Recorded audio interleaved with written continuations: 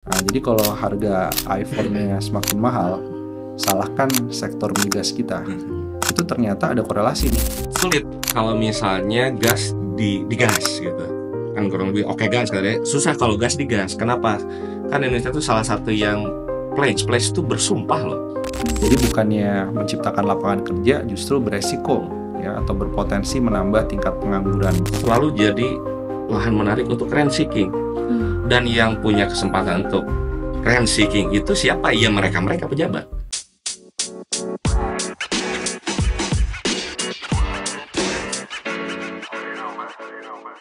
Halo teman-teman, selamat datang di Ngobrol Lingkungan, suatu podcast dari Greenpeace Indonesia untuk membahas isu lingkungan melalui diskusi yang ringan. Nah, dengan saya Adila, Climate and Energy Campaigner dari Greenpeace Indonesia, dan topik podcast kita hari ini adalah mengenai gas fosil, atau yang lebih kita kenal dengan sebutan gas alam atau gas bumi. Dan di sini kita akan membahas nih bagaimana sih peran gas fosil ini dalam transisi energi. Apakah gas fosil ini akan menjadi solusi atau malah menjadi distraksi yang menyebabkan kemunduran transisi energi Indonesia? Nah, untuk menjawab pertanyaan tersebut, sudah ada dua narasumber yang sangat mumpuni di bidangnya masing-masing hari ini. Yang pertama ada Mas Asyof, Direktur Program dari Trend Asia. Selamat pagi Mas Asyof. Halo Dila. Oke, baik. Dan yang kedua ada Mas Bima, Direktur Eksekutif dari Stelios. Selamat pagi Mas Bima. Selamat pagi, baik. Mungkin kita langsung aja ya ke diskusi kita hari ini. Untuk memulai diskusi kita hari ini, mungkin aku akan membuka dengan wacana pemerintah nih, yang akhir-akhir ini itu ada yang namanya energi transisi, yaitu gas fosil. Nah, jadi dalam pemerintah kita melakukan transisi energi yang sebenarnya memang dibutuhkan ya di Indonesia terkait dengan situasi krisis iklim ini gitu. Tetapi pemerintah hadir dengan solusi yang namanya gas fosil sebagai energi transisi atau bahan bakar transisi ini. Jadi transisi Indonesia itu bukan dari bahan bakar fosil, misalkan sekarang batu bara, ke energi terbarukan, tetapi ada jembatannya. Jembatannya itu adalah gas fosil. Nah, ini mungkin saya bertanya ke Mas Bima dulu nih yang pertama. Menurut Mas Bima nih dari kacamata ekonomi ataupun dari kacamata iklim, apakah gas fosil ini bisa kita sebut sebagai energi transisi atau bahan bakar transisi ini? Nah, mungkin bisa dijelaskan dengan bahasa yang lebih sederhana, karena berdasarkan survei yang dilakukan sama Greenpeace Indonesia, itu kita melihat bahwa teman-teman ini taunya gas itu hanya gas melon atau gas LPG. Padahal yang kita diskusikan hari ini akan lebih banyak ke gas bumi gitu. Silakan Mas Bima. Iya, gas ini kan banyak sekali jenisnya ya, tapi setidaknya LPG itu adalah salah satu jenis gas untuk memasak yang paling banyak masyarakat tahu. Tapi ada juga yang namanya LNG. LNG ini disebut sebagai gas yang kemudian bisa digunakan untuk pembangkit energi misalnya. Tapi apapun itu bentuknya, gas alam atau gas fosil digunakan sebagai pembangkit energi, itu banyak mitos yang harus diklarifikasi. Salah satu mitosnya adalah bahwa kalau menggunakan gas alam, jadi bukan dari solar atau diesel ya maksudnya, kemudian bukan dari BBM ataupun dari jenis misalnya batu bara, itu dianggap sebagai lebih ramah lingkungan kalau menggunakan gas alam atau LNG ini. Padahal itu sebenarnya mitos yang dipatahkan oleh banyak sekali penelitian-penelitian. Salah satunya apa? Salah satunya karena di dalam gas fosil itu mengandung metana yang sebenarnya 80 kali lipat lebih, itu lebih kuat dari efek gas rumah kacanya dibandingkan karbon dioksida, CO2. Di situ bisa terlihat ya bahwa menggantikan PLTU batubara atau membuat pembangkit baru tapi bahan dasarnya adalah gas fosil, itu bisa membuat pemanasan global itu semakin meningkat. Jadi sebenarnya tidak ramah sekali terhadap upaya untuk menurunkan emisi gas rumah kaca. Selain itu, kalau melihat dari gas fosil itu, Indonesia ini kondisinya sekarang sebenarnya sedang mengalami tekanan. Jadi baru beberapa minggu yang lalu, itu ada perusahaan ya dari BUMN itu kurang lebih merilis bahwa sebenarnya cadangan gas alam kita, LNG yang dimaksud di sini, itu sebenarnya sedang dalam tren penurunan. Jadi cadangannya turun, kemudian permintaan ekspornya itu besar sekali. Karena sebenarnya gas yang ada di Indonesia ini lebih banyak berorientasinya sementara ini untuk ekspor ke Jepang, kemudian ke China. Dan kalau kita membangun pembangkit gas yang tadi dianggap sebagai transisi menuju energi yang bersih, ada salah satu permasalahan adalah biaya untuk pembangkitan gas fosil ini relatif mahal. Jadi sudah cadangannya berkurang, kita akan mengimpor dalam jangka panjang, dan yang namanya impor gas itu bisa mengulang lagi impor minyak dan juga impor LPG. Nggak bagus buat perekonomian, ketahanan ekonomi kita jadi rentan. Dan mahal itu Karena sekarang hampir sebagian besar pembangkit gas itu direncanakan dengan adanya penangkap karbon. Jadi pembangkitnya mahal, plus ada penangkapan karbon, bahasanya adalah Carbon Capture Storage ya, atau CCS. Dan kalau itu kemudian didorong, yang rencananya ada 22 gigawatt sampai 2040. Wah, gede ya. Ya, dan sekarang ini sudah mulai beberapa diumumkan untuk dibangun, itu 2,68 gigawatt. Itu artinya kita sedang tidak menuju pada transisi energi yang sesungguhnya. Kita tidak menuju pada transisi energi yang berkeadilan. Nah, ini belum bicara soal dampak ke masyarakat ya, nanti dari Mas Asof bisa banyak menjelaskan. Tapi pada intinya, kenapa kita tidak melakukan transisi yang sebenar-benarnya dari energi yang fosil dengan beragam jenisnya itu menjadi energi yang benar-benar bersih dan tersedia. Nah, itu menjadi salah satu pertanyaan besar. Kenapa pemerintah kok seolah memutar haluan? Yang akhirnya kita menjadi bingung sebenarnya arah transisi energi Indonesia ini serius atau tidak. Dan dengan gas fosil ini menunjukkan bahwa pemerintah sepertinya tidak punya perencanaan yang jelas untuk kita langsung ke energi yang benar-benar bersih. Oke, jadi udah jelas ya bahwa ini adalah gas fosil. Sesuai dengan namanya, ini adalah energi fosil. Ketika dibakar tadi menghasilkan emisi karbon. Terus yang paling problematik dia juga adalah komposisi utamanya gas metana yang juga emisi gas rumah kaca juga gitu ya. Belum lagi tadi ada masalah supply di sana, terus juga ada masalah ekonomi di sana gitu. Jadi banyak banget sebenarnya problem-problem yang ada di energi gas fosil ini.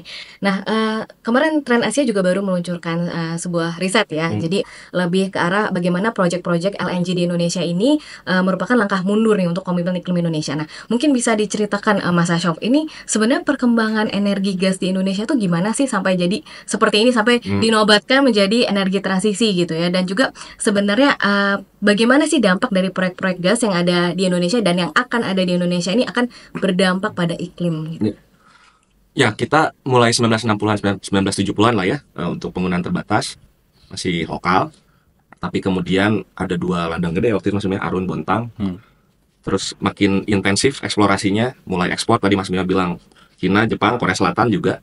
Itu kayaknya jadi pembeli utama lah ya, selain banyak yang lainnya, termasuk beberapa negara di Eropa. Dan makin ke sini, betul tuh, ada wacana transisi, dan kemudian dinobatkan tadi seolah-olah sebagai jembatan gitu, padahal mungkin sebenarnya bisa loncat aja sebenarnya gitu ya. Dan kalau dari RUPTL, rencana usaha penyediaan tenaga listrik terakhir 2021, harusnya tiap tahun 2025 katanya mau terbit bentar lagi, tapi kita tunggu aja. Kan ada rencana sekitar berapa 40,6 lah ya gigawatt yang baru sampai 2030, tapi 14%-nya itu dari gas PLTG itu. Nah, kalau di Indonesia sendiri kan dia dipakai paling besar buat industri. Jadi dibakar langsung tuh. Setelah di liquefied lah ya, setelah dicairkan gitu ya. Jadi LNG itu. Terus ada juga buat ketenaga listrikan, setelah itu kemudian pupuk. Tapi kemudian ini nih yang bakal naik nih, yang ketenaga listrikannya ini. 14%-an dari 40-an giga berarti berapa tuh, sekitar 6 lah ya. Saat ini sih Indonesia ada 18 gigawattan kalau nggak salah PLTG itu. Yang captive-nya atau yang khusus buat penggunaan tertentu industri, dalam ini 1,9 gigawatt. Tapi dia track-nya akan bertambah tuh seiring dengan transisi, dan dia memang masih dikasih ruang secara pendanaan, masih dikasih ruang hijau kalau nggak salah Mas Bima ya, taksonominya itu maksudnya diarahkan oleh pemerintah Indonesia ini investment yang hijau karena dianggap ya tadi transisi itu. Jadi ada kemungkinan dia semakin naik penggunaannya, terutama untuk listrik. Untuk penggunaan tenaga listrik LNG-nya. Tapi itu jadi problematik. Kenapa? Karena saat ini kan di banyak wilayah Indonesia itu udah kelebihan. Bahasanya dulu oversupply lah gitu ya. Batu bara kapasitasnya yang terpasang berlebihan karena banyak faktor, karena demand-nya kurang juga gitu. Kita punya fenomena deindustrialisasi dini, katanya beberapa ahli. Selain salah estimasi juga gitu ya. Kelebihan sekarang, bayangin dia bakal masuk lagi gas gitu ya. Terus pertanyaannya, RI atau energi terbarukannya yang masih rendah pencapaiannya, bahkan dari target yang lemah, pencapaiannya rendah, berapa baru? 13-14% dari harusnya 23%. Mau masuk di mana? Kan kebayang tuh, ini ada PLTU batu bara, terus kemudian ditambahin gas, pertanyaannya, mau dikasih masuk kemana itu energi terbarukan kan? Di situ tuh, jadi itu konsekuensinya. Konsekuensinya serba terkunci untuk energi terbarukan. Dan dalam jangka panjang, si supply-nya sendiri, ladang-ladangnya, pasti panjang, investasinya gede, orang pasti pengen beroperasi lama. terus kontrak pembeliannya 20 tahunan. Jadi kebayang tuh, kita ceritanya jadi prolong si fossil fuel ini, terus susah masuk energi terbarukannya. Simply karena ya itu logikanya, supply-nya sudah ada, berarti kan demand-nya akan diciptakan tuh. Iya betul. Tapi konsekuensinya kita akan delay lama dalam konteks energi terbarukan yang itu tadi tuh, pencapaiannya masih rendah banget.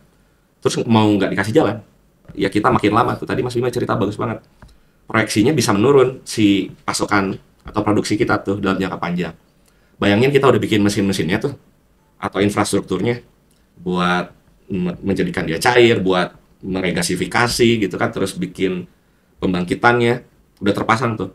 Kan logikanya jadinya ya sayang dong kalau misalnya pasokannya menurun tapi demand-nya naik terus gitu. Akhirnya impor lagi ceritanya. Impor lagi, kita terekspos dengan cerita yang begituan lagi itu maksudnya turun naiknya harga. Dan ke depan misalnya ini kombinasi yang lucu jadinya. Di saat yang sama banyak yang makin sadar, oke, kita harus hentikan energi fosil. Dan orang mulai banyak berpikir ya harus dipajakin. Kan itu jadi problem juga tuh nanti tuh. Udah sama impor, terus kemudian kesepakatan bersama kita pajakin, tidak hanya di Indonesia, akhirnya bisa naik lagi tuh. Itu faktor buat dalam konteks aksesibilitas energi buat banyak masyarakat Indonesia juga. Jadi begitu tuh. Oke, jadi kompleks ya. Jadi jelas kita bisa mengatakan bahwa gas fosil ini merupakan distraksi nih ya untuk transisi energi Indonesia. Tadi udah dijelaskan begitu banyak risiko ekonominya, juga tadi ada risiko supply-nya. Kita mungkin akan mengulang history kita bagaimana kita menjadi net importer nih untuk minyak kan, dan itu mungkin terjadi banget nih untuk gas. Dan jangan sampai kita terjebak nih kepada jebakan gas atau gas lock-in gitu ya, karena nanti bisa 30 tahun mendatang, karena once infrastrukturnya udah dibangun itu kita akan terkunci dengan fluktuasi gas yang harganya gila-gilaan gitu ya, Mas Hasob dan Mas Bima. Oke, nah mungkin kita tadi udah banyak sekali membahas bagaimana gas ini banyak sekali resikonya, dan mungkin kita akan menggali lebih dalam mengenai riset-riset yang sudah dibuat oleh Celios. Kemarin juga kita membuat riset bareng Greenpeace Indonesia dan juga riset Trend Asia gitu ya. Nah, jadi di dalam riset Celios yang kemarin barusan rilis ya Mas Bima ya, jadi judulnya adalah Ketergantungan Indonesia pada Gas Fosil, ini bagaimana akan menghambat transisi energi di Indonesia. Itu ada suatu analisis yang sangat menarik nih. Jadi ternyata ketika kita membangun infrastruktur pembangkit listrik tenaga gas, itu bisa menurunkan PDB Indonesia sampai dengan 941 triliun, bahkan bisa menghilangkan jutaan lapangan kerja gitu. Nah, lalu ada juga riset dari Trend Asia gitu ya, dengan judul Investasi LNG Indonesia yang merupakan jalan mundur nih untuk komitmen iklim. Itu juga membahas bagaimana pendanaan besar-besaran dari lembaga internasional seperti ADB atau World Bank itu juga akan mengunci Indonesia ke dalam proyek-proyek gas yang membuat kita akan semakin tergantung pada energi gas yang mahal, berisiko korupsi, dan juga akan memperparah tadi yang sudah dibahas oleh Mas Hasob ya, bagaimana ketidakadilan untuk akses energi bagi masyarakat. Jadi artinya bukan hanya iklim aja dan lingkungan aja yang dirugikan, tapi ada juga resiko merugikan ekonomi nasional dan juga kesejahteraan masyarakat Indonesia gitu. Nah, mungkin saya juga akan bertanya lagi nih kepada Mas Bima gitu ya. Dari riset yang sudah dilakukan gitu, sebenarnya bisa nggak kita mengelaborasi berapa besar ya kerugian ekonomi yang akan dialami oleh negara kita nih jika kita terus membangun infrastruktur gas baru dan juga mengandalkan gas ini? Apalagi kemarin ya Danantara itu memprioritaskan proyek-proyek migas, jadi energi terbarukan nomor 2 kata ESDM gitu. Nah, itu gimana menurut Mas Bima? Apakah ada kerugian ekonomi yang besar menanti Indonesia? Atau gimana? Jadi pada waktu kita membuat rencana studi ya antara Celios dengan Greenpeace, saat itu kita coba melihat bagaimana dampak terhadap ekonomi, pendapatan masyarakat, bahkan ke subsidi beban negara. Itu sebenarnya satu, memang belum banyak yang membuat studi soal itu spesifik. Kemudian yang kedua juga kita melihat pemerintah ini sepertinya harus diingatkan dari sisi ekonominya. Karena kalau mengingatkan sisi lingkungannya, tadi buktinya dari proyek Danantara prioritasnya adalah migas. Berarti mereka masih melihat sektor migas ini dari sisi ekonomi lebih menguntungkan daripada energi terbarukan, kira-kira begitu. Akhirnya kita coba menghitung dengan modeling ekonomi, dengan simulasi ekonomi, dan dimasukkan di situ asumsi-asumsi, salah satunya adalah kita coba ukur deh 25 tahun ke depan. Jadi kita langsung pakai jangka panjang 2040, di situ terlihat tuh bahwa sektor mana sih yang paling banyak dirugikan dari ekspansi gas, dari mulai hulu sampai ke hilirnya. Karena bicara soal pembangkit gas, itu transportasinya saja dari mulai proses kilang gasnya sampai ke pembangkit itu banyak sekali memotong jalur para nelayan. Jadi sektor perikanan itu paling banyak dirugikan dari adanya skenario, apalagi kalau sampai membangun 22 gigawatt dari rencana PLN ya yang pernah dipaparkan sampai 2040. Jadi kerugian ekonominya dari ekonomi totalnya 941 triliun rupiah. Tapi yang lebih kita khawatirkan adalah serapan tenaga kerja. Itu kan diharapkan tadi proyek migas itu bisa mendorong serapan tenaga kerja. Narasinya begitu. Ternyata itu juga mitos yang harus dibantahkan. Karena ini adalah sektor yang sifatnya padat modal. Sementara yang sektor-sektor usaha masyarakat di sekitar pembangkit gas itu banyak terdampak. Dampak dari lingkungannya, dampak dari tadi jalur logistiknya, dampak dari kemudian berkurangnya tangkapan, dan bahkan dampak kesehatan. Jadi ada kurang lebih 6,7 juta orang serapan tenaga kerja yang akan terdampak sampai 2040. Itu kalau skenario 22 gigawatt dari PLTG turbin gas. Tapi kalau misalkan skenarionya dari pembangkit gas yang disebut siklus gabungan, itu tetap aja akan merugikan 2,4 juta orang, serapan kerja itu akan beralih fungsi atau hilang. Jadi bukannya menciptakan lapangan kerja, justru beresiko ya, atau berpotensi menambah tingkat pengangguran. Jadinya makin jauh tuh 2040, 5 tahun lagi kan Indonesia emas. Justru yang pengangguran akan jadi lebih banyak karena adanya ekspansi pembangkit yang salah. Selain itu kita juga coba melihat gitu ya, dari berbagai studi yang ada sebelumnya di negara-negara lain, gimana sih model dari pembangkit gas ini efeknya kepada masyarakat sekitar. Jadi masyarakat pada awalnya kalau tidak teredukasi, mereka akan melihat, oh iya ini tadi ya mitos bahwa ini lebih ramah lingkungan dibandingkan pembangkit jenis lainnya, termasuk dari batu bara. Tapi makin lama masyarakat itu kayak di Australia, kemudian di India, di banyak negara lainnya, itu mulai mengeluh misalnya adanya dampak kesehatan, adanya kemudian berkurangnya tadi mata pencaharian. Jadi banyak proyek-proyek gas itu adanya di pesisir.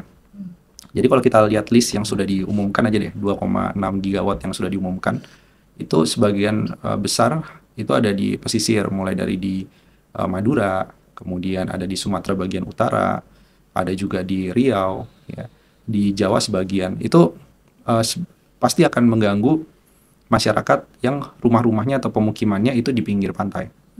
Dan ini yang memang sebenarnya harus jadi perhatian utama, tapi dalam banyak uji kelayakan proyek-proyek pembangkit gas, masyarakat itu selalu dianggap sebagai urusan nomor sekian.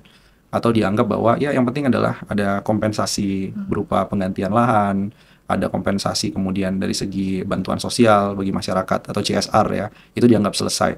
Padahal masyarakat dia menjual lahannya, kemudian dia bergeser di 2-3 desa yang lebih jauh dari pembangkit, itu dampak kesehatannya masih akan terasa. Jadi dampak dari gas itu bukan hanya radius 1-2-3 desa, tapi dampaknya bisa menyebar ke banyak daerah lainnya, bahkan lintas provinsi, lintas pulau juga. Jadi ini kalau didorong terus pembangkit model gas ini khawatir pertumbuhan ekonomi di daerah dan nasional itu akan tergerus. Kedua tadi soal ketergantungan pada gasnya dibangun pembangkitnya, sementara kita kategorikan pembangkit gas ini sebagai aset yang nilainya terus menurun, atau bahasa ekonominya stranded asset. Jadi kalau investasinya didorong di sana, nggak ada yang mau masuk ke energi terbarukan, karena orang akan bingung gitu dari sisi investasi juga. Ini sebenarnya mau mengejar energi terbarukan, panel surya, kemudian mikrohidro, termasuk transmisinya. Karena transmisinya pasti akan berubah kan. Transmisi dan smart grid itu yang digunakan untuk pembangkit gas, itu akan sangat beda dengan kebutuhan untuk energi terbarukan. Jadi kalau sudah masuk semua uangnya ke sana, investasi di energi terbarukannya menjadi kurang menarik. Ini efek berantai ke ekonominya justru akan negatif. Jadi kita sebenarnya nggak sedang jalan kemana-mana, tapi justru memperburuk situasi ekonomi. Apalagi dengan konteks hari ini. Kita lihat juga di kajian itu yang bareng dengan Greenpeace, itu ternyata ada korelasi nih. Defisit transaksi berjalan di sektor minyak dan gas. Karena kita mengimpor terus migas dalam jumlah besar, itu dengan pelemahan nilai tukar rupiah. Nah, jadi kalau harga iPhone-nya semakin mahal, salahkan sektor migas kita. Ya, kalau harga baju makin mahal karena memang barang impor, ya kan, sebagian bahan bakunya impor, itu karena rupiah melemah, rupiahnya jadi 16.000 lebih, itu salahkan juga migas ini. Jadi ini bukan solusi, tapi justru memperburuk kerentanan ekonomi kita, yang sudah rentan makin rentan. Oke. Jadi ada resiko melemahkan rupiah juga nih ya, dengan kita bergantung terhadap gas. Tadi juga sempat disinggung, jadi ini akan ada bukan persaingan investasi ya, tetapi ketika investasi tersebut atau aliran pendanaannya jadi ke gas, ini yang energi terbarukan akan semakin sulit nih ya untuk makin bersaing karena playing field-nya nggak sama gitu kan. Nah, mungkin aku akan geser ke Mas Asof nih karena ini ada juga nih temuan dari Trend Asia bahwa ada proyek yang tangguh LNG, Bontang ataupun Abadi Masela itu memerlukan puluhan miliar dolar katanya. Nah, itu investasi juga kan yang sangat-sangat besar yang diperlukan. Nah, ini kalau Trend Asia gimana ya melihat beban ekonomi sebesar ini akan ditanggung oleh pemerintah kita? Apakah akan membebani keuangan negara, menambah hutang atau gimana, Mas Asof? Ya, tangguh BP itu ya. Kalau Greenpeace Inggris dulu tuh sering bilangnya BP itu singkatnya British Polluter. Jadi ya sampai 30 miliar US dollar. Berapa silakan kalikan 16.000 berapa sekarang? 16.500 ya, 16.500-an gitu ya. Intinya gede banget. Dan kalau kita lihat siapa aja yang ada di situ ya pemain-pemain lama dalam konteks pendanaan, multilateral development banks lah ya, bank-bank multilateral itu masih bermain di situ, termasuk World Bank, termasuk ADB ataupun bank-bank komersial lah ya. Tapi kemudian bebannya ke siapa dalam konteks yang kita lihat kan salah satu kemungkinan mode atau modus pendanaannya ya utang gitu ya. Ya utang itu nanti tinggal dicari tahu berapa bunganya. Yang pasti ini problem dari lama nih. Negara-negara berkembang kan digambarkan penuh ketidakpastian, penuh risiko, bunganya tuh lebih gede dan lebih gede itu jauh lebih gede. Kalau mau tahu kira-kira berapa tuh bisa sampai ada yang 100 kali lipat, 100%, 200%, jadi jauh banget tuh. Jadi bayangin kita itu diposisikan memang terus dijebak tuh dalam siklus itu, bergantung pada sumber daya fosil yang ya dia akan menurun, terbatas gitu ya, tidak terbarukan. Fosilisasi itu butuh jutaan tahun, bukan tidak terbarukan juga, tapi lama banget kita udah entah berapa generasi lah gitu. Bayangin jutaan tahun baru dia terfosilkan lagi gitu. Tapi kemudian di saat yang sama kita harus bayar utang kan gitu. Kita harus bayar utang dalam porsi yang gede. Indonesia tuh buat bayar utangnya berapa? APBN tahun ini tuh sekitar berapa? Hampir 40%-an Iya, kan gitu, dan akan mature nih utangnya, akan maksudnya jatuh tempo tuh banyak tuh. Jadi kita harus spending ke situ dibanding spending ke yang semestinya, termasuk untuk membangun energi terbarukan. Jadi konsekuensinya panjang nih kalau negara tuh ambil utang dalam jangka panjang, bunganya tidak adil dari awal gitu. Terus kemudian kita membayangkan kita bisa punya ruang gerak untuk bermanuver. Enggak, karena utang itu ya harus dibayar, judulnya kan begitu. Walaupun kita bisa bahas kalau dalam keadaan yang benar-benar tidak adil, harusnya kita bisa nego juga gitu kan. Ini utang yang legitimate atau enggak, utang yang mensejahterakan atau enggak gitu. Karena banyak temannya, bukan cuma Indonesia, teman-teman kita tuh banyak yang diperlakukan seperti itu. Jadi investasi yang sangat besar, salah satu modusnya adalah pendanaan adalah hutang, tapi kemudian dia dampaknya itu panjang banget. Jadi bebannya itu ya kita sering bilang lah ya, socialize gitu, profitnya di privatize kan kalau begitu tuh. Kadang-kadang kerjasama negara sama private sector itu seolah-olah menguntungkan, tapi sebenarnya enggak. Banyak kejadiannya tidak. Jadi kalau istilahnya public private partnership itu kebanyakan yang private yang diuntungkan, publiknya tidak. Kan padahal itu duit negara tuh. Duit negara tuh termasuk dengan menjaminkan kamu deal gitu. Menjaminkan kita semua ini kan yang akan kerja, yang akan menghasilkan, yang akan dipajakin, yang akan membayar hutang. Kan bayar utang pas Indonesia ngambil utang tuh kan dilihat tuh berapa jumlah penduduknya. Profilnya gimana? Oh, masih banyak yang muda tuh. Berarti masih bisa pada kerja tuh buat bayar utang. Jadi bukan cuma soal asetnya, tapi manusianya juga. Kan berarti dijaminkan tuh. Saya punya workforce sekian yang akan mampu bekerja, menghasilkan nilai tambah, yang akan kemudian kami pajaki, yang akan kami bayar buat hutang. Salah satunya begitu tuh. Jadi jangan dianggap kita tuh nggak punya hak atas itu. Itu atas nama kita ngambil utang dan segala macam tuh. Kalau di ekonomi itu opportunity cost nih. Ya kesempatan hilang itu kesempatan let's say kesempatan untuk maju lebih cepat. Kan kita sekarang dibilang tuh 2045 kita maju. Kenapa nggak dari sekarang maju? Gitu. Lama banget maju. Minimal akan maju tuh minimal sikapnya dulu maju. Jangan korupsi lah gitu. Dan sektor-sektor seperti ini kan yang istilahnya tuh subur buat rent seeking. Rent seeking itu sederhananya lu ngambil untung tapi nggak ngasih nilai apapun. Bayangin tuh, nggak create wealth dia cuma ngambil untung aja, manipulatif, tapi nggak menghasilkan benefit buat yang lain. Jadi ini sektor yang dari dulu, mau itu minyak, batu bara, gas intinya yang bahan organik yang terfosilkan gitu jutaan tahun itu selalu jadi lahan menarik untuk rent seeking. Dan yang punya kesempatan untuk rent seeking itu siapa? Ya mereka pejabat salah satunya, atau yang dekat dengan pejabat pengusahanya. Sedikit orang tuh. Jadi bebannya akan dipanggul oleh negara, tapi secara real dia akan dipanggul oleh banyak warga negara, kurang lebih begitu. Dan bukan mereka yang mendapatkan profitnya gitu. Jadi kurang lebih gitu Del. Si tiga tadi termasuk Tangguh, Bontang itu investasinya besar sekali, konsekuensinya jangka panjang. Dan pemainnya ya kurang lebih itu juga, yang dulu support minyak, yang dulu support batu bara, sekarang punya mainan baru, manis karena dianggap jembatan transenergi, tapi ya itu tadi, kalau basic chemicalnya, basic fisiknya ya dia fosil. Dan oleh karena itu impact-nya tetap akan memperparah krisis iklim. Oke. Jadi balik lagi ya, gas fosil ini merugikan banget ya. Jadi merugikan iklim iya, lingkungan iya, keuangan negara iya, masyarakat iya, dan sebenarnya untung mungkin cuma perusahaannya aja gitu ya. Jadi semuanya rugi, yang untung cuma perusahaannya aja. Mungkin karyawannya juga enggak. Ya shareholdernya yang paling banyak dapatnya. Oke, menarik. Oke, itu tadi udah secara beban keuangan negara gitu ya. Nah, mungkin kita lebih ke dampak sosialnya nih. Nah, Mas Bima kemarin di riset Celios kan juga tadi juga sempat dibahas ya, ada dampak kesehatan untuk masyarakat. Nah, kemarin kita lihat ada angka-angka menarik tuh ya, gimana besarnya dampak kesehatan itu. Boleh diceritain nggak Mas? Gimana sih dari gas fosil ini bisa membebani keuangan negara, bisa membebani bahkan BPJS gitu?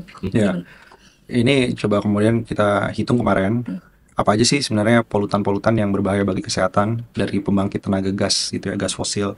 Jadi mulai dari PM2,5 ini kan halus sekali ya, tapi ketika masuk ke saluran pernapasan, ke paru-paru, ini efek kepada kanker, efek kepada gangguan pernapasan akut, itu tinggi sekali, itu salah satu yang besar.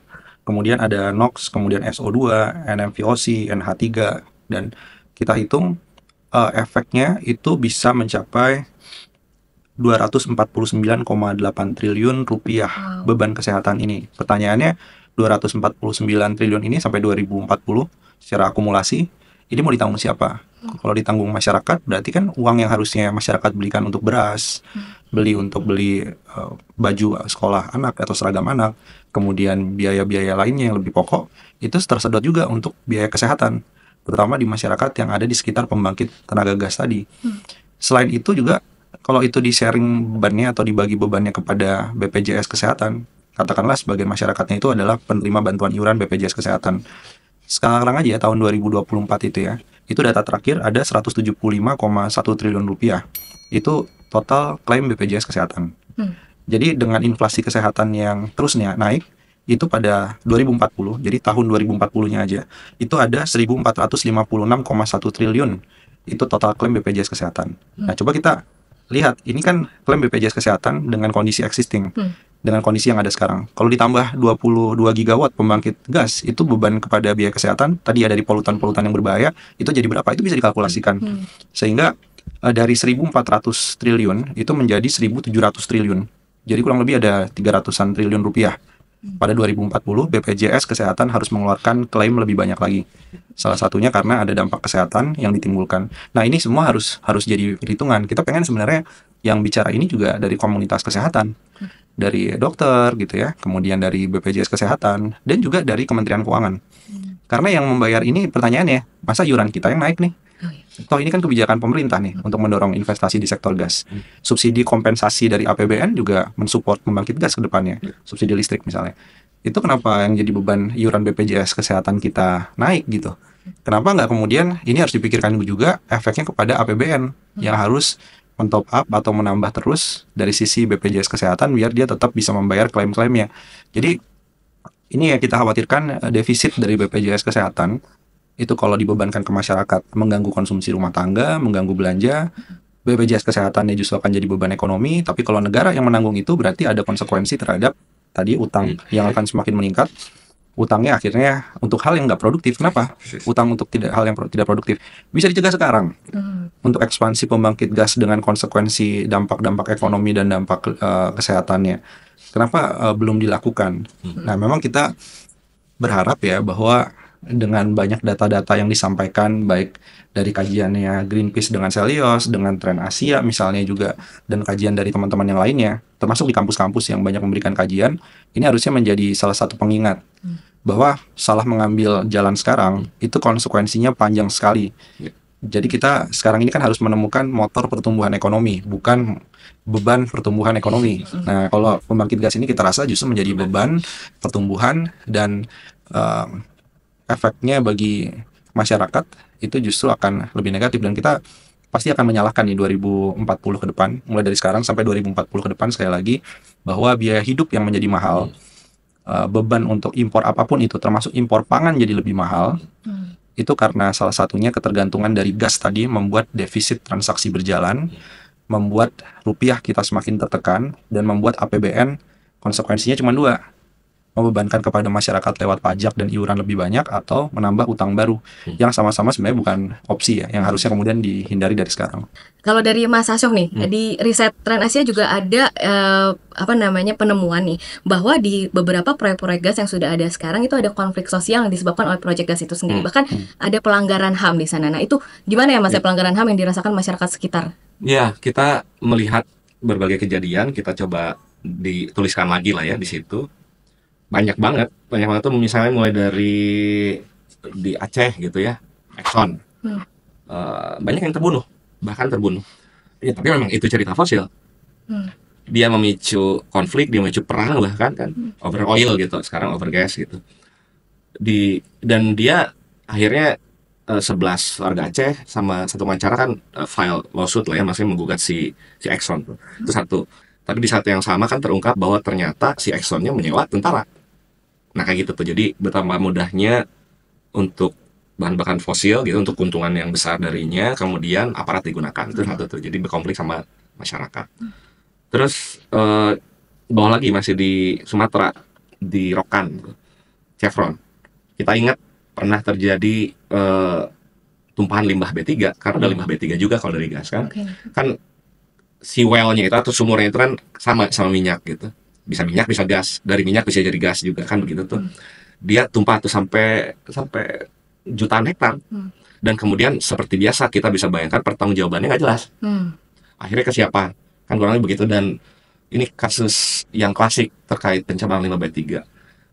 Pertama, kerugiannya atau bayar ganti ruginya tidak sebesar yang seharusnya, dan kemudian nanti beralih tanggung jawab. Itu di Rokan. Terus misalnya di Cilamaya di Karawang, itu membangkit listrik tenaga gas. Dia pada saat pembangunan bikin, ya tadi tuh, benar, pekerjaan yang hilang. Jadi petani ini nggak dianggap pekerjaan. Padahal mulia banget petani itu kan, hilang tuh untuk lahannya. Ya, dan lahannya nggak kecil gitu, nggak segede studio ini bikin PLTG itu kan, gede dia. Jadi dia menggusur sawah. Warga harus beralih profesi itu kata mereka gitu kan. Tapi kemudian juga dalam prosesnya ada yang rumahnya retak-retak dan lain-lain. Itu saat development aja. Mungkin nanti akan banyak kabar lagi saat dia sudah beroperasi dan mulai beroperasi. Dikit dari situ kita ingat misalnya di Pantai Utara di Karawang, tumpah minyak waktu itu. Kan migas juga di situ tuh. Ada gasnya juga. Dan dampaknya luar biasa besar. Kita bayangin aja laut tiba-tiba dicemari minyak gitu, atau tumpahan dari sumurnya gitu ya. Karena keteledoran dan lain-lain. Itu aja udah mengganggu banyak sekali. Biodiversitas pasti terganggu, penghidupan nelayan pasti terganggu. Dia memicu banyak sekali konflik. Di beberapa tempat bahkan jatuh korban, kerugian luar biasa besar kalau kita bicara pencemaran limbah B3 dalam jangka panjang pula begitu. Tapi kemudian seringkali yang harusnya tanggung jawab nggak tanggung jawab. Dan itu yang terjadi, dialihkan tuh. Karena kan ada peralihan juga tuh dari Exxon atau dari Chevron akhirnya ke Pertamina, terus kemudian kan ya siapapun itu kan akhirnya warga yang terdampaknya bertanya, jadi yang harus bayar siapa? Saya rugi nih, tanah saya tidak produktif dan lain-lain, atau saya kehilangan keluarga gitu, atau saya kehilangan lahan, kan itu sesuatu yang ya oke, bisa kita monetasi, tapi kalau ditanya persis kamu sakit hati atau tidak, itu gimana cara nyelesain sakit hati. Itu banyak banget cerita sakit hati. Jadi itu gambaran. Selain ya ada cerita juga dalam konteks geopolitik, di Laut Cina Selatan, di Ambalat juga ada cerita tuh. Itu satu contoh gimana si energi fosil ini bahkan bisa memicu konflik geopolitik. Dan kontraproduktif, sama kayak misalnya banyak perang di Timur Tengah yang sebenarnya untuk penguasaan minyak dan gas. Jadi ini kalau ini kursi panas, itu barang panas itu. Itu barang panas yang kalau udah kita ulas kan ngapain sih gitu. Jadi walaupun kita udah tahu rent seeking-nya, profitnya untuk sedikit orang, sedikit perusahaan, sedikit shareholder aja sebenarnya. Gitu. Oke, jadi melebar ya, Ya. dari yang tadi beban keuangan negara, lalu ke masyarakat, ini bahkan juga ada konflik geopolitik Ya. di sana gitu. Jadi menarik banget. Nah, teman-teman, buat yang ingin lebih tahu lagi sebenarnya apa sih yang ada di dalam riset Celios ataupun juga risetnya Trend Asia, itu bisa banget di-download atau dibaca juga di link yang ada di deskripsi gitu ya. Dan sebenarnya kita juga bisa lebih mengetahui nih bagaimana sih sebenarnya transisi energi di Indonesia nih bisa mengkat emisi gas rumah kaca, karena memang balik lagi ya, permasalahannya adalah krisis iklim kita gitu ya. Nah, oke, bicara mengenai mengkat emisi gas rumah kaca nih, kita akan kembali ke topik yang lebih hangat lagi, AZEC gitu ya. Jadi AZEC. Nah, AZEC ini Asian Zero Emission Community. Jadi katanya sebuah platform kerjasama untuk melakukan dekarbonisasi di Asia region dan mencapai zero emission gitu. Jadi ada kata-kata zero emission di situ. Tapi kalau kita kulik lagi di dalam AZEC ini, kita bisa lihat ya ada beberapa proyek-proyek energi fosil. Contohnya salah satunya proyek LNG atau gas fosil ini masih ada di dalamnya. Nah, saya mau bertanya ke Mas Bima, sebenarnya ada apa sih di dalam AZEC ini? Apakah benar nih sesuai dengan namanya ada zero emissionnya itu benar-benar tercapai, atau masih diselipi nih dengan energi fosil yang masih mengemisi gas rumah kaca? Gimana ya? Jadi betul sekali bahwa AZEC ini sebagai kerjasama internasional Jepang yang cukup aneh. Karena judulnya dengan implementasi programnya bagai bumi dan langit gitu. Jadi Jepang itu punya agenda dia untuk melakukan diversifikasi energi sebenarnya. Jadi bukan transisi energi. Karena yang terjadi pada 2011 mereka punya kejadian Fukushima, di mana pembangkit nuklirnya kena tsunami, kena bencana, banyak yang ditutup sampai sekarang pembangkit nuklir di Jepang. Dan mereka punya dua target. Yang pertama masuk ke gas alam atau gas fosil. Yang kedua adalah mereka masuk lebih banyak lagi untuk ke biomasa, pelet-pelet kayu gitu ya. Jadi ada konteks itu yang sehingga membuat Jepang itu berambisi. Jepang itu juga unik karena dia di satu sisi selain AZEC dia punya JETP, Just Energy Transition Partnership. Dia menjadi co-lead ya, atau semacam koordinator utama sebenarnya bersama dengan Jerman di dalam transisi energi berkeadilan JETP itu.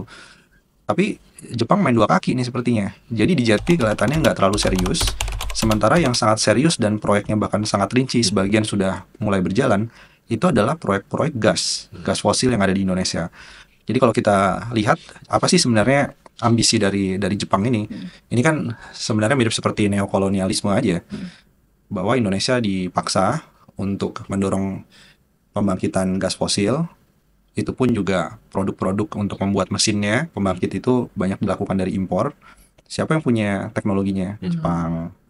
Kemudian nanti kalau ada lapangan gas raksasa, itu bisa dong diekspor sebagian ke Jepang. Jadi kalau sudah diekspor ke Jepang dengan dalih ya, itu nanti untuk pembangkit energi di Indonesia, padahal Jepang yang akan mendapatkan gas murah dari Indonesia dalam jangka 20 tahun, 30 tahun gitu ya. Ini kan pernah kejadian dulu ya, di LNG Tangguh juga punya masalah yang sama ketika ekspor harganya udah terlanjur terlalu murah. Jadi nggak bisa dilakukan revisi di tengah jalan. Jadi kerugian negara besar juga tuh hilangnya pendapatan negara, bukan pajak, PNBP. Nah selain itu AZEC ini juga artinya mencoba untuk mendelay segala bentuk transisi energi yang benar-benar transisi energi yang bersih di Indonesia ini. Jadi kita lihat pemerintah kita kok happy sekali dengan yang namanya AZEC ini. Kenapa tidak melihat bahwa AZEC ini justru banyak dengan skema yang ada sekarang ya. Ini bukan kerjasama yang menguntungkan bagi negara-negara berkembang, kemudian juga bagi negara yang sedang melalui proses transisi energi. AZEC ini justru delaying taktik.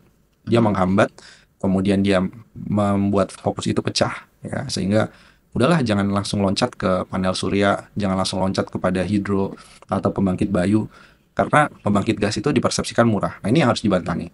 Jadi AZEC mendorong itu dan pemerintah Indonesia senang dengan AZEC karena dianggap ada investasi masuk plus pembangkit gas itu murah. Padahal kalau kita kalkulasi efek dari pembangkit dari gas itu versus dari energi terbarukan itu jauh. Jadi kalau pembangkit gas turbin dengan teknologi turbin kemudian dia ditambah dengan CCS itu ternyata menghasilkan biaya untuk instalasi pembangkitnya itu pada 2030, dan ini simulasi dari Kementerian SDM yang dikutip dalam CIPP-JETP itu $2.520 per kilowatt.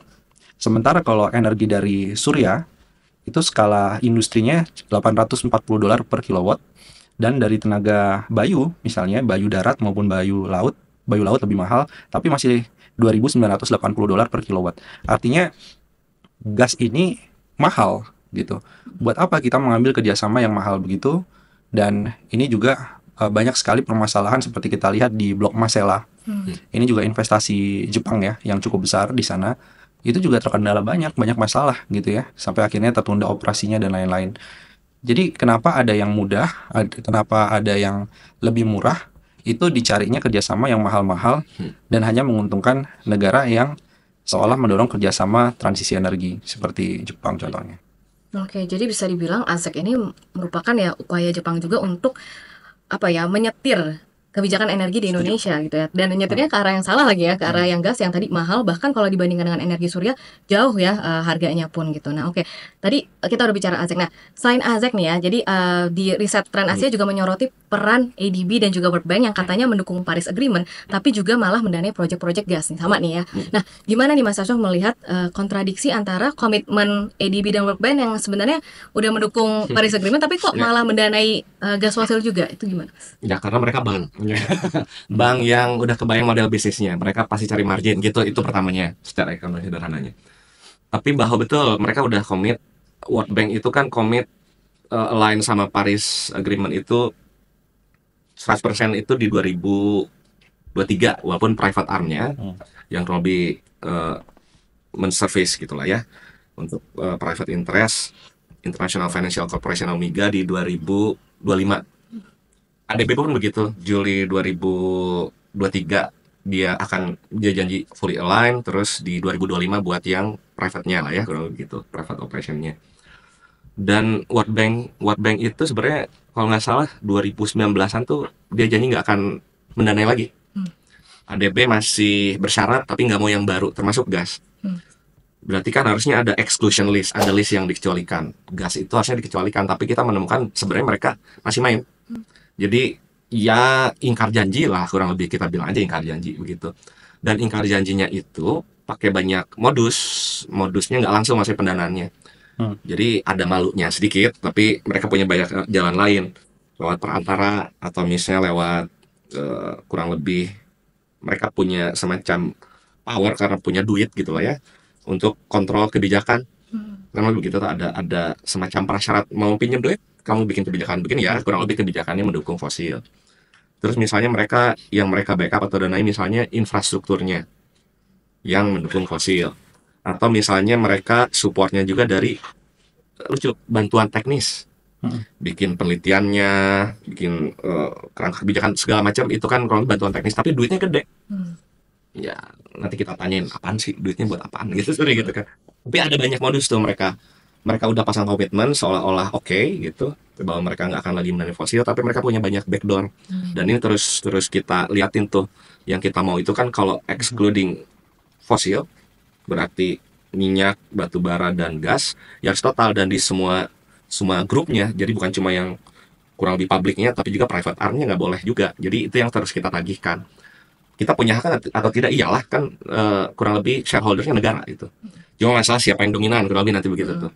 Tapi mereka masih, ya kita deteksi ada belasan sampai puluhan miliar dolar mereka kurang lebih nggak sesuai sama komitmennya. Jadi mereka komit kapan, tapi kemudian masih terdeteksi mendanai dengan berbagai modus tadi untuk fosil, salah satunya gas. Oke, jadi ini kayak gayung bersambut ya antara dari pemerintah Indonesianya ngirimin mix signal nih, mau transisi benar-benar ke energi terbarukan atau masih disubungin fosil. Ada juga tadi seperti ASEC atau dari MDBs yang oke, saatnya kita masuki atau setir kebijakannya tetap ke energi fosil gitu, dengan tadi ya skemanya yang ternyata nggak menguntungkan buat Indonesia gitu ya. Jadi kompleks ternyata masalah gas ini. Oke, nah tadi kalau misalkan kita lihat nih ya, prioritas pemerintah kita bukan di energi terbarukan tapi di energi fosil lagi, lalu juga ada bantuan dari ASEC ataupun MD, bukan bantuan ya, tetapi malah menawarkan investasi dan hutang-hutang yang baru gitu ya, ada itu juga gitu di situ. Nah, gimana nih Mas Asyaf dan Mas Bima ngelihatnya, apakah Indonesia bisa mencapai target net zero emission kita? Apalagi kemarin Pak Prabowo baru bilang ya di G20 tahun kemarin bahwa net zero emission Indonesia mau dimajukan 10 tahun lebih cepat dari yang 2060, kita akan mencapai net zero emission kita di 2050 gitu. Nah, ya berarti Prabowo harus lebih cermat sebenarnya. Kayak 2050 tapi kemudian dia harus go into detail. Ternyata begitu kan. Sulit kalau misalnya gas digas gitu. Kan kurang lebih oke gas kan ya. Susah kalau gas digas. Kenapa? Kan Indonesia itu salah satu yang pledge itu bersumpah loh. Bersumpah untuk menurunkan emisi metannya 30% di 2030. Tapi apa kita pada track itu? Tidak. Fosil gas itu atau gas fosil itu kan berapa kontribusi emisinya dari fosil itu? Sekitar 22%-an kalau nggak salah. Dari total fosil itu dia udah gede 20-30% lah. Dan dia tracknya akan makin tinggi. Berarti ya kalau kita jahit dengan ketidakjelasan ini PLTU mau ditutup apa enggak sih gitu kan? Atau mau ditambah nih PLTU dan gas gitu, mau digas dua-duanya. Akan sulit kita mencapai target net zero kita di 2050. Kan kita harus kembali lagi, ini tuh kita lagi bicara krisis iklim yang bukan cuma lokal kan gitu tuh. Kita bicara soal uang yang akan keluar banyak banget. Kita akan bicara gunung kapur yang banyak banget bakal dibabat buat bikin giant seawall gitu. Kan ini waktunya kita tanya, lu memang nggak mau capai net zero ya? Lu emang pengen skenario terburuk ya? Makanya ada plan buat itu kan, giant seawall dari Anyer sampai Panukan gitu. Kalau kayak zaman dulu panjang banget itu. Padahal dia nggak sadar yang dia akan keruk tuh gunungnya. Air disimpan di situ.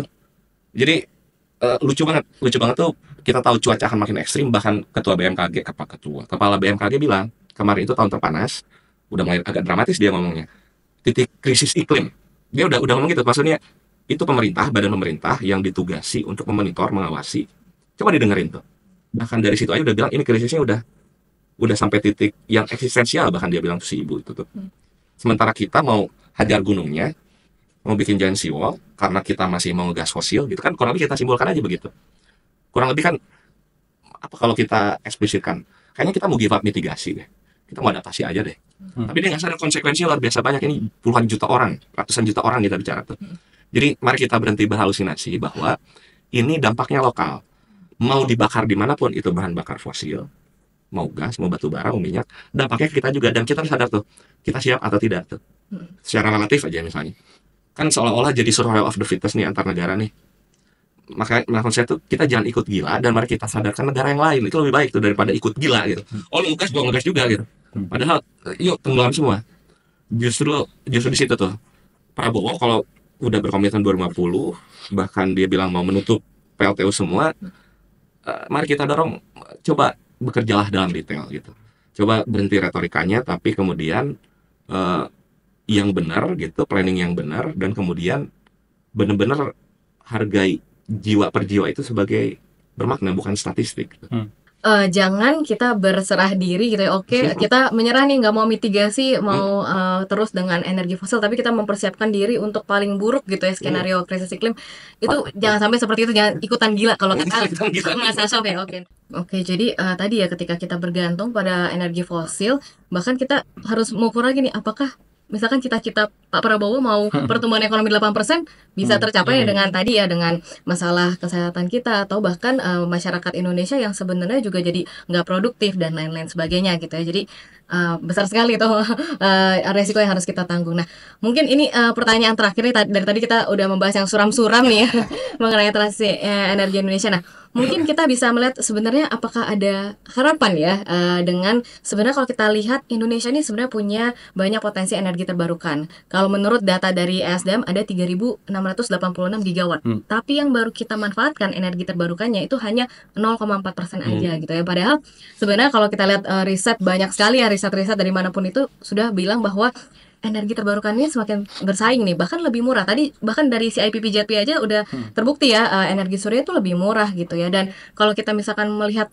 negara tetangga kita yang dekat, Vietnam dalam 3 tahun mereka bisa menambah 12 gigawatt energi matahari. Di Indonesia sampai sekarang 1 gigawatt aja belum nyampe gitu kan. Jadi sebenarnya dengan adanya potensi energi terbarukan yang begitu banyak, terus juga harganya semakin bersaing. Nah, sebenarnya transisi energi seperti apa nih yang harus dijalankan oleh pemerintah, atau energi apa sebenarnya harus dipilih oleh pemerintah, dan sebenarnya pemerintah harus melakukan apa sih untuk melakukan atau mewujudkan transisi energi yang berkeadilan tadi? Silakan Mas Bima. Iya, jadi di kajian yang sama yang kita tulis bersama Greenpeace dan Celios soal fosil gas, kita juga ada solusinya. Solusinya salah satunya adalah pembangkit energi terbarukan, terutama yang skalanya komunitas. Jadi kalau tadi output ekonomi dari pembangkit gas fosil itu minus 941 triliun dalam skenario 2040, di satu sisi energi terbarukan itu di tahun yang sama itu bisa menghasilkan tambahan output ekonomi 2.600 triliun lebih. dan serapan tenaga kerjanya nggak main-main, 16,2 juta orang serapan tenaga kerjanya. Kenapa bisa begitu? Karena pembangkit energi terbarukan yang sifatnya dikelola oleh komunitas, dia artinya prinsip demokrasi jalan, itu bisa menciptakan efek berganda. UMKM di daerah bisa hidup, kemudian kalau ada komponen yang rusak juga bisa dipenuhi dari masyarakat sekitar. Nanti akan ada bengkel-bengkel yang akan muncul gitu ya untuk memperbaiki panel surya yang rusak, mikrohidro yang rusak. Jadi itu akan perputaran ekonominya lebih demokratis, jadi padat karya. Sementara kalau gas itu padat modal. Nah, apa yang kurang? Salah satunya adalah insentifnya nggak adil. Ya, jadi selama ini pembangkit dari gas itu punya harga khusus kan, pembangkit gas itu. Jadi sekitar $7 per MMBTU untuk gas untuk industri. Itu udah nggak adil juga tuh bagi energi terbarukan. Batubara juga sama, ada domestic market obligation. Jadi kalau mau serius ke energi terbarukan, udahlah, semua insentif keberpihakan pemerintah pada fosil yang nggak adil, yang menghambat energi terbarukan, itu semuanya diubah. Kalau selama itu nggak diubah, aturan mainnya nggak sama, orang akan selalu menganggap bahwa energi terbarukan tidak mungkin, energi terbarukan mahal. Padahal yang membuat mahal dan tidak menarik itu karena kebijakan pemerintah yang berat sebelah ke energi yang sifatnya fosil tadi, gitu. Oke. Jadi itu ya sebenarnya harus kita lakukan ya, bagaimana menyamakan playing field tadi dan juga sebenarnya menyamakan juga insentif dan insentifnya untuk energi terbarukan dan juga disinsentif juga untuk energi fosil karena saat ini belum seimbang nih antara itu. Nah, nah mungkin tadi juga pertanyaannya sekaligus menjadi kesimpulan ya. Jadi kalau misalkan saya boleh menyimpulkan lagi, kita bisa bilang bahwa transisi ke gas fosil ini adalah distraksi untuk energi transisi kita dan merugikan ya dalam segala aspek, merugikan lingkungan, merugikan secara krisis iklim juga, membebani keuangan negara, lalu juga merugikan masyarakat. Tadi ada dampak kesehatan maupun kasus pelanggaran HAM tadi. Dan sebelum kita mengalami gas lock-in atau terjebak tadi ya dengan energi gas ini dan semua kerugiannya, mungkin pemerintah juga harus mengkaji ulang nih, bahkan mencabut atau membatalkan proyek-proyek gas yang ada di RUPTL yang katanya akan rilis ya tahun ini ya, sehingga tadi yang dari AZEK atau dari MDBs itu nggak ada jalan lagi nih untuk mereka memasukkan energi fosil di pembangunan Indonesia. Dan yang terakhir adalah sebenarnya pemerintah kita harus melakukan transisi energi yang sebenarnya jadi fokus ke energi terbarukan dan benar-benar meninggalkan energi fosil sepenuhnya gitu ya. Oke, jadi terima kasih sekali lagi kepada Mas Bima dan juga Mas Asop atas waktunya, insight-nya sangat menarik gitu ya, dan semoga bisa menjawab pertanyaan dari teman-teman pendengar dari Sobat Lingkungan. Dan juga jangan lupa untuk follow semua media sosial kita, baik itu dari Greenpeace Indonesia, dari Trend Asia, dan juga dari Celios, karena banyak sekali riset-riset menarik dan juga informasi-informasi mengenai transisi energi dan isu-isu seputarnya. Dan sampai di sini dulu, dan selamat siang dan sampai jumpa di Ngobrol Lingkungan selanjutnya. Terima kasih.